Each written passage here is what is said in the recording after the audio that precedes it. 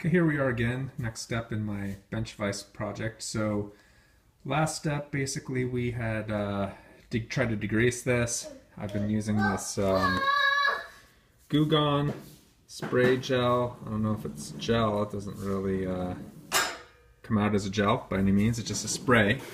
But it's just a citrus cleaner, and this isn't a review of the cleaner by any means, but I don't know, it's so-so. I've used better degreasers in the past. It's not something that I would highly recommend. It's done an okay job.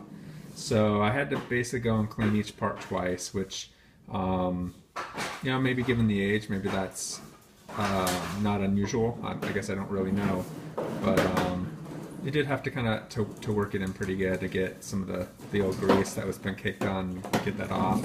But it seems to be okay.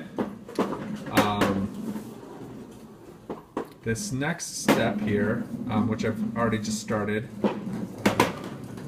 it's really not too crazy, but so what I did was I got online to look up how other people may have worked on their bench vices, and it seems like a lot of people like to soak the various parts in some sort of solution, either a vinegar solution. Some people use CLR, just to get the rust and the deposits off.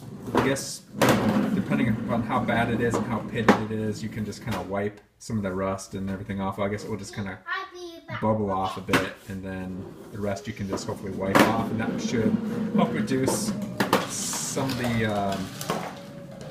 the wire brushing afterwards. And so that sounded like a great idea. So if you can see here on the paper towel, after I let this dry from the degreaser, I just went ahead and, this isn't actually one I would use on the project, but I had this wire brush sitting here on my workbench, and I just took like 5 or 6 swipes across the top here, and you can see it's all sprinkled with this, you know, the rust flakes and everything here. So I'm hoping that just by soaking this in, I'm going to use vinegar, that's what I have on hand, that we can at least get rid of some of that stuff, and then any wire brushing will hopefully take care of some of the more pitted, deeper stuff.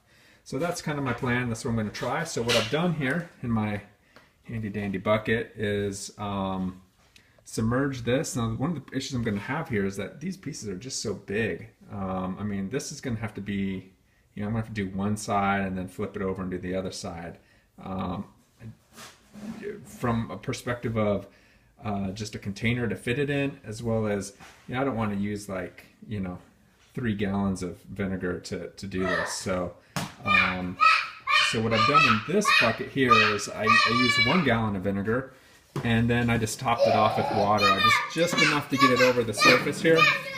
So it is diluted. I'm gonna guess it's diluted about, I guess I could probably figure it out. There are markings on this bucket, but it's about a 50-50 mix, unfortunately. I'd like a little bit stronger vinegar, but it didn't turn out that way. So everything's in there, and I put the grips down at the bottom and some of the bolts as well. So I'm going to let this sit for 24 hours and then see how it turns out. And if it works okay, then I guess this piece will be next. I'll let you know how it works. Thanks for watching.